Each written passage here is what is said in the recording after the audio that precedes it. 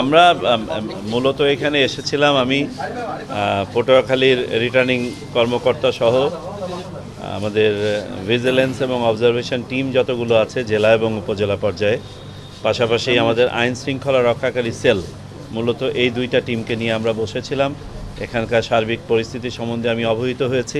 আমাদের নির্বাচন কমিশনের পক্ষ থেকে যে নির্দেশনাগুলো দেওয়া হয়েছে সেগুলোর ব্যাপারে আবারও পুনরুল্লেখ করেছি, যেগুলো রেলেভেন্ট এখন আর মাত্র বাকি আছে 12 দিন। আমরা অত্যন্ত সন্তুষ্ট, আমি ব্যক্তিগতভাবে সন্তুষ্ট এখানকার প্রিপারেশন দেখে, এবং অত্যন্ত আশাবাদী, কনফিডেন্ট ইনশাল্লাহ পটুয়াখালীতে খুব ভালো নির্বাচন হবে, নির্ঝঞ্ঝাট নির্বাচন হবে ইনশাল্লাহ। ধন্যবাদ। নির্বাচন কমিশন কোনো শতাংশ নির্ভর করে না। আমরা তো চাই শতকরা 100% মানুষ ভোট কেন্দ্রে আসুক, এবং আমরা সহায়ক পরিবেশ পরিস্থিতি তৈরি করেছি, এবং ইনশাল্লাহ আমরা আশাবাদী যে মানুষ স্বতঃস্ফূর্তভাবে নির্বাচনে অংশগ্রহণ করবে।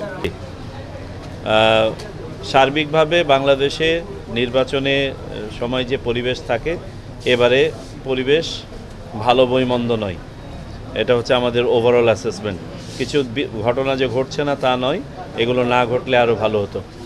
আর সবগুলোকে আমার মনে হয় সংঘর্ষ এই ধরনের শব্দ চয়ন না করাই ভালো। নির্বাচনের সময় কিছু প্রতিদ্বন্দ্বিতা থাকে, এবং প্রতিদ্বন্দ্বিতার সময় কিছু শব্দ চয়ন হয়।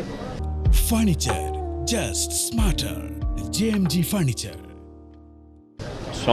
সমর্থকদের মাঝে আপনাদের এই নির্বাচনকে কেন্দ্র করে কিছু ইউফোরিয়া কাজ করে, এইগুলো যাতে সীমিত পর্যায়ে থাকে, আমাদের সবাই যেন পরিমিত বোধের মধ্যে কাজ করি, এটা আমাদের মেসেজ। আর আমরা চাই না যে কোথাও এই নির্বাচনকে কেন্দ্র করে আমাদের মাঝে কোনো অস্থিরতা তৈরি হোক, তার কারণ আমরা সবাই এই সমাজেই বাস করব নির্বাচনের পরেও। আর বিলবোর্ড নিয়ে যে কথাটা বললেন, আমার মনে হয় এখানে বোধহয় আপনাদের একটু ব্যাখ্যাটা দিয়ে দেই। বিলবোর্ডের রঙিন ব্যবহার করাতে কোনো নিষেধাজ্ঞা নেই।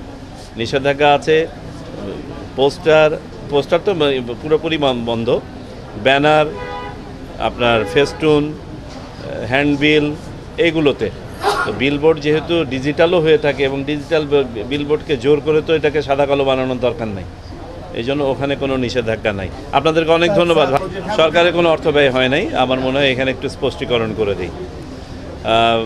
আমরা নতুন কোনো নির্দেশনা দেই নাই, আমরা শুধুমাত্র আইনকে রেফার করে দিয়েছি। গণভোট অধ্যাদেশ 2025-এর 21 নম্বর ধারাতে ক্যাটাগরিক্যালি বলে দেওয়া হয়েছে যে সাধারণ নির্বাচনের জন্য যা যা কিছু ভায়োলেশন, গণভোটের জন্য সেটা ভায়োলেশন। তো সাধারণ নির্বাচনের ক্ষেত্রে সরকারি কর্মকর্তা কর্মচারীদের কোনো পক্ষ অবলম্বন করে কোনো প্রচার প্রচারণার সুযোগ নাই, এই ব্যাপারটাই আমরা স্পষ্টীকরণ করে দিয়েছি। তার মানে এটা দাঁড়াবে এই রকম যে গণভোট নিয়ে আমাদের সরকারি কর্মকর্তা কর্মচারীরা মানুষকে অবহিতকরণ করতে পারবেন, সচেতন করতে পারবেন, কিন্তু হ্যাঁ বা না এর পক্ষে ভোটের ব্যাপারে কোনো ধরনের অবস্থান নেবেন না। আমাদের নির্বাচন কমিশনের নতুন কোনো চ্যালেঞ্জ নেই, এটা আপনারা জানেন সবই গতানুগত। আমাদের প্রথম এবং প্রধান এটাই হচ্ছে যে একটা সুষ্ঠু, সুন্দর, নিরপেক্ষ নির্বাচন অনুষ্ঠান করা দীর্ঘ খরার পর, এবং ইনশাল্লাহ সেটার পথে আমরা হাঁটছি, এবং এটা হবে। আপনাদেরকে অনেক ধন্যবাদ।